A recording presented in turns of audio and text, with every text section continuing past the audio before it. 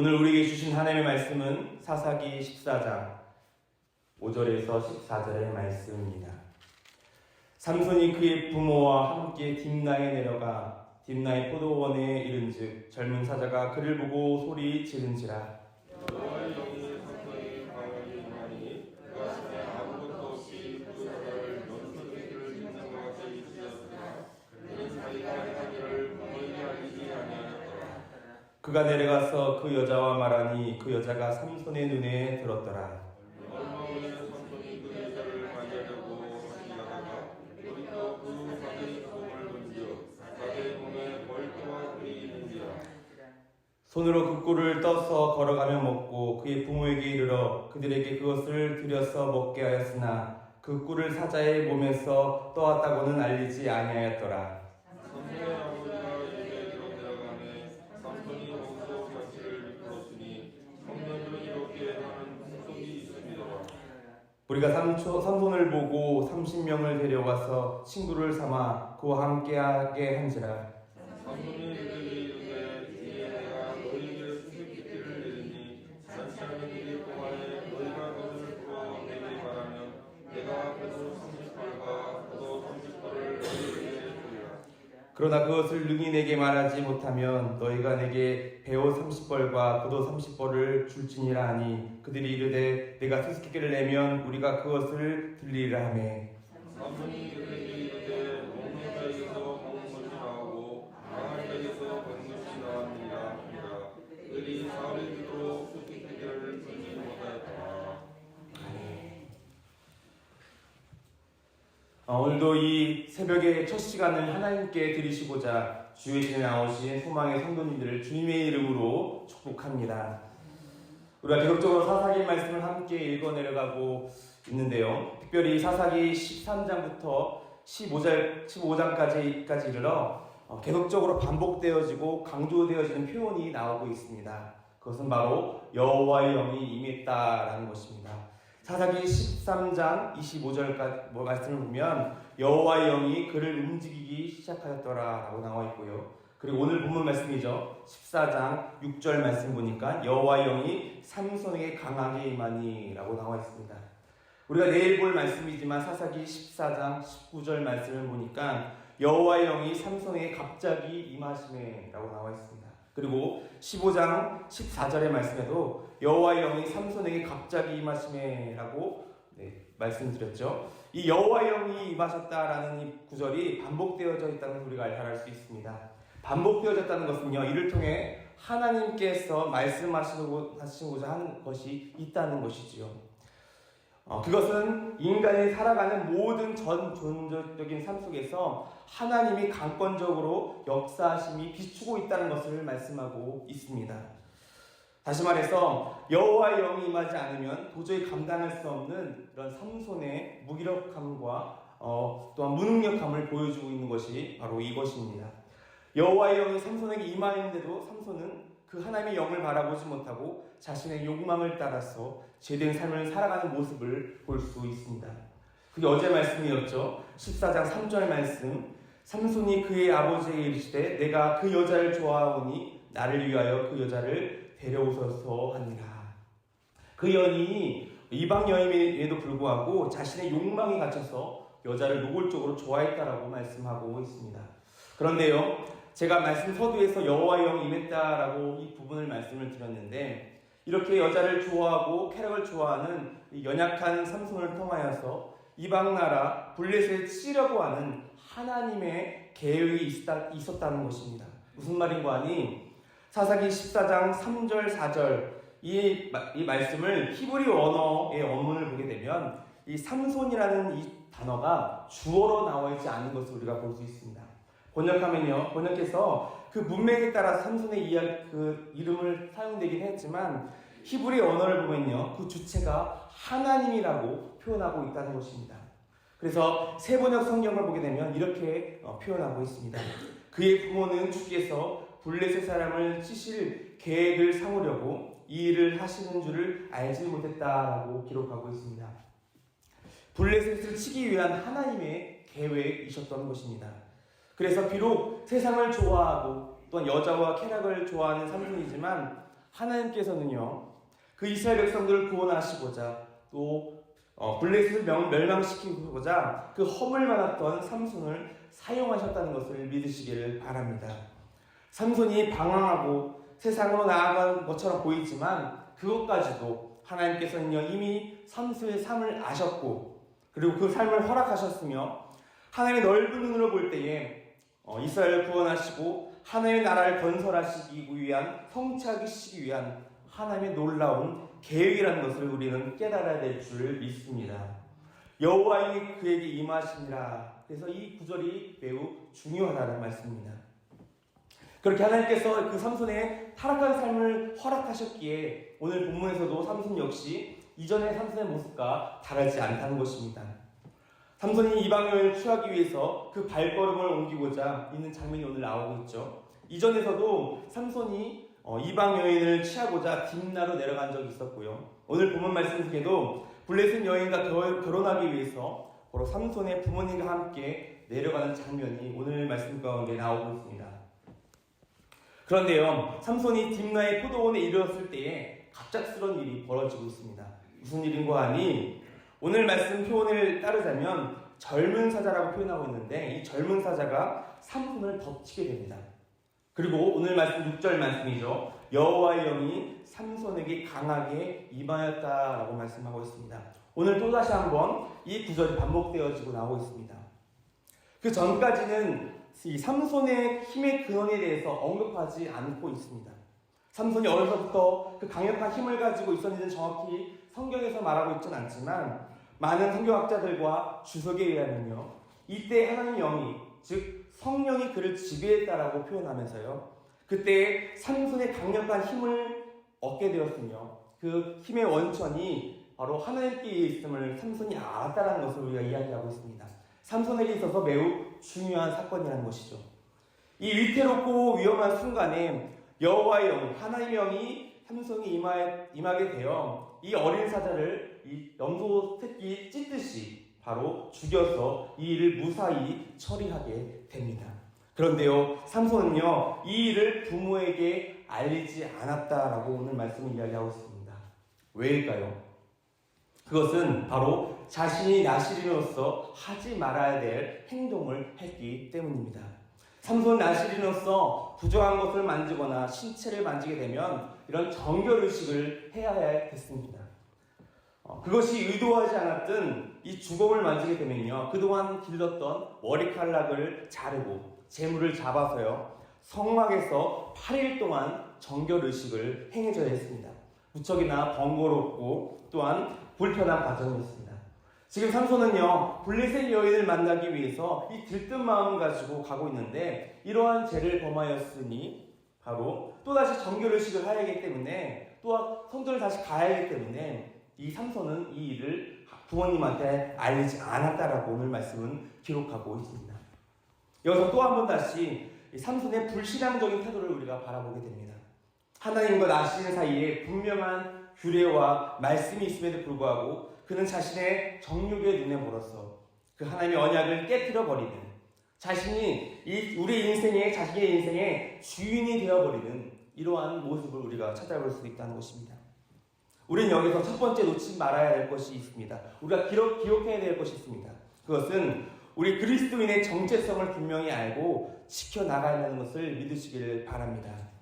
우리는요, 그리스도인은요, 즉 하나님의 사람들은요, 하나님의 자녀라는 영적인 정체성을 가지고 있다는 것입니다. 그런데요, 우리가 세상을 살아가고 또한 믿음 안에서 영적 싸움을 할 때에 우리가 이 영적 정체성을 잃어버릴 때가 많이 있다는 것입니다. 바로 악한 영 사단이 우리의 이 영적 정체성을 무너뜨리기 위해서 끊임없이 우리의 정체성을 공격한다는 것입니다. 너가 그리스도인 맞냐? 너가 이러한 죄를 짓고도 정말 그리스도인 맞냐? 하나님 볼 자격이 있느냐? 이렇게 우리에게 죄책감과 두려움을 넣어주게 된다는 것입니다. 이것이 바로 사단이 우리의 정체성을 무너뜨리기 위한 바로 관계임을 믿으시기를 바랍니다. 왜요? 이 정체성이 무너지면 자연스럽게 우리가 무너지기 때문입니다. 그만큼 그리스도인에게 있어서 이 영적 정체성이 매우 중요하다는 것입니다.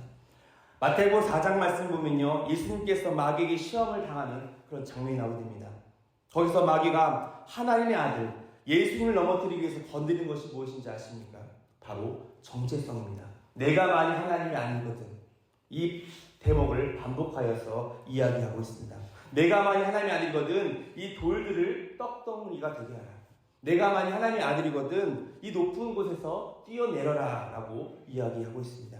이 정체성을 무너뜨리면 제 아무리 하나님의 아들이어도 무너질 수밖에 없다는 것을 사단은 너무나 잘 알고 있기 때문입니다. 그러자 예수님께서 이 마귀의 시험을 어떻게 물리치셨습니까? 주 너의 하나님을 시험하지 말라라고 물리쳤습니다. 바로 나는 성부, 성자, 성령 하나님 곧 자신이며 하나님의 아들이다라는 이 영적 정체성을 분명히 밝혀주셨으며 그 말씀으로 그 시험을 이기셨던 예수님의 모습을 우리가 볼 수 있습니다. 사랑하는 소망하는 성도님들, 때로는 우리가 믿음의 생활을 하다가 이 나의 영적 정체성을 놓칠 때가 많이 있다는 것입니다. 닥쳐오는 고난과 아픔으로 도저히 내 힘으로 어찌할 수 없는 이 문제 앞에서 우리의 믿음을 내려놓으며 우리의 영적 정체성을 망각할 때가 많이 있다는 것입니다. 그러나 우리가 이 아무리 큰 문제 앞에서 우리가 붙잡아야 할 것이 있는데 그것은 바로 영적 그리스도의 바로 영적인 정체성임을 믿으시기를 바랍니다. 나는 거룩한 하나님의 백성이다. 난 하나님의 자녀다. 이 영적 정체성을 붙들고 승리할 수 있는 저와 여러분 되시길 간절히 바랍니다. 개혁적으로 말씀을 보게 되면요, 삼손의 결혼식 잔치에 대한 내용을 다루고 있습니다. 본문 말씀 10절 말씀이죠. 삼손이 거기서 잔치를 베풀었으니 라고 나와 있습니다. 삼손의 결혼식이 딥나에서 블레셋의 풍습에 따라서 블레셋 사람들과 함께 일주일간 열리게 되었습니다. 이 잔치는요, 술이 포함된 잔치임을 우리가 알 수 있습니다. 이미 삼손은요, 자신이 나시린 것을 망각하고 이 잔치를 즐기게 됩니다. 그런데 그때에 삼손이 수수께끼를 냅니다. 일주일 동안의 기한을 두고 바로 마치면 배옷과 겉옷을 30벌을 주기로 하고요. 만약 또한 맞추지 못하면 삼손에게 배옷과 겉옷 30벌을 주기로 한 이러한 수수께끼를 내게 됩니다. 오늘 말씀 14절 말씀입니다. 삼손이 그들에게 이르되 먹는 것에게는 먹는 것이 나오고 강한 자에게는 단 것이 나왔느니라 라고 이렇게 수수께끼를 내고 있죠. 이것은요, 삼손과 함께하지 않으면 도저히 맞출 수 없는 그런 수수께끼입니다. 결국 블레셋 사람들은 사흘이 지나도록 그 수수께끼를 풀지 못하는 상황 속에서 바로 오늘 본문 말씀이 맞춰지게 되어 있습니다. 그 이후의 이야기는 우리가 내일 말씀을 통해 함께 나누겠지만 결국 자신이 낸 이 수수께끼로 인해서 아스글론 사람들의 바로 30명이 죽게 되고요. 그 노략되는 그런 큰 죄를 범하는 그런 삼손의 모습을 우리가 찾아볼 수 있게 된 것입니다. 우리가 여기서 깨달아야 할 두 번째 메시지가 있습니다. 우리의 인생의 선택에 있어서 또한 문제 해결에 있어서 하나님의 말씀을 듣고 결정하는 인생을 살아가야 한다는 것을 믿으시기를 바랍니다. 이런 삼손의 선택을 보게 되면요, 자기 자신의 눈에 좋은 것에 좋은 선택을 하고 있고요, 자신의 원하는 방향대로 살아갈 때에 그 결말이 좋지 않은 우리가 말씀을 통해서 알 수 있다는 것입니다. 우리가 인생을 살아감에 있어서 또한 위기와 기회 속에서 이런 선택의 기회에 서 있다는 것입니다. 그럴 때 나의 지혜와 나의 경험을 위해서 살아가느냐, 아니면 하나님께서 주시는 그 말씀대로 결정되어 살아가느냐에 따라서 그 삶의 그 전체적인 그 방향이 달라진다는 것을 우리가 알 수 있습니다. 당장 우리 눈앞에서 현상을 볼 때에 내 선택이 지혜롭고 내 선택이 옳은 것처럼 보이지만 결국 우리가 결과를 보면요, 이것이 다 실패이고 또한 파멸된다는 것을 우리가 잘 알고 있습니다. 그런데요, 우리가 하나님의 음성을 듣고 선택하는 길은 하나님이 그 인생을 책임져 주신다는 것입니다. 하나님이 그 길을 인도하신다는 것입니다. 그리고요, 하나님이 우리의 길을 도와주신다는 것을 믿으시기를 바랍니다. 우리가 알고 있는 여러분 나이팅게일 아시죠? 이 나이팅게일이 30세가 되던 해에 이런 일기를 좀 썼다고 합니다. 오늘 내 나이가 30이 되었다. 예수님이 사명을 시작한 나이다. 주님, 오늘부터 당신의 부르심에 따라 살겠습니다. 나를 편하게 하신 그 주님의 목적, 그 주님의 사명을 위해서 순종하며 살겠습니다. 라는 이런 일기를 남겼습니다. 그리고 그가 이 일기를 남긴 후에 결단주에 우리가 잘 알고 있는 그의 간호사적인 그런 헌신적인 삶을 살게 되었다는 것입니다. 우리에게 주어진 모든 삶 속에서 우리가 그 뜻과 목적을 하나님께 맡겨드린다면요, 하나님께서는 우리의 모든 인생의 문제를 책임져 주시고 인도하시고 우리를 도우신다는 것을 믿고 나아가시는 저와 여러분 되시길 간절히 바랍니다. 네, 말씀을 정리합니다. 사랑하는 소망의 성도님들, 오늘 삼손의 삶을 통하여서 여호와의 영이 우리의 삶을 통치했다는 것을 우리가 말씀을 통하여 깨닫게 되었습니다. 여호와의 영이 강에 임하였을 때에 비록 연약한 삼손의 모습이었지만 삼손의 사명이 시작되었고요, 그의 힘의 원천이 하나님께 있음을 바로 알게 되었고요, 그리고 순간순간마다 하나님께서 다스리신다는 것은 오늘 말씀을 통하여 깨닫게 되었습니다. 여호와의 임하였을 때에, 여호와의 영이 나에게 임하였을 때에 우리는요, 우리 영적 정체성을 인지하게 되고요, 그리고 말미암아 우리 인생의 문제와 결정 앞에서 하나님의 뜻하시고 말씀대로 살아갈 수 있는 이런 믿음이 우리 가운데 있다는 것을 믿으시기를 바랍니다. 오늘도 하나님께서 우리에게 주어진 삶의 자리가 있습니다. 그 삶의 자리에서 하나님의 통치하심이 있으시길 우리가 간절히 구해야 될 줄 믿습니다. 여호와의 영이 나에게 임하셔서 오늘도 어떤 선택과 어떤 결정을 할 때에 있어서 하나님께서 원하시고 나를 통해 이루실 계획을 바라보시며 또한 그것에 대한 영적인 민감성과 영적인 분별력을 갖고 나아갈 수 있는 저와 여러분 되시기를 간절히 바랍니다.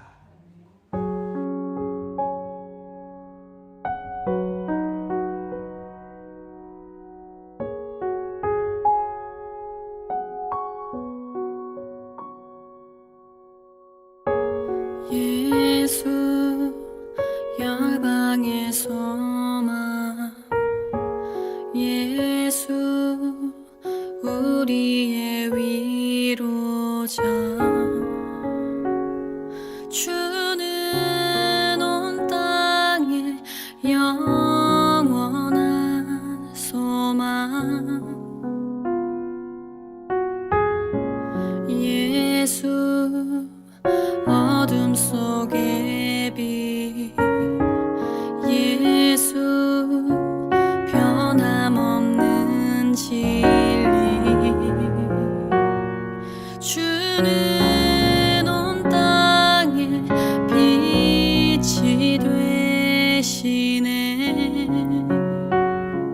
우리 위해 죽으시고 다시 사신 생명의 주, 우리 위해 죽으시고 다시 사신 생명의 주, 주님만이 소망이요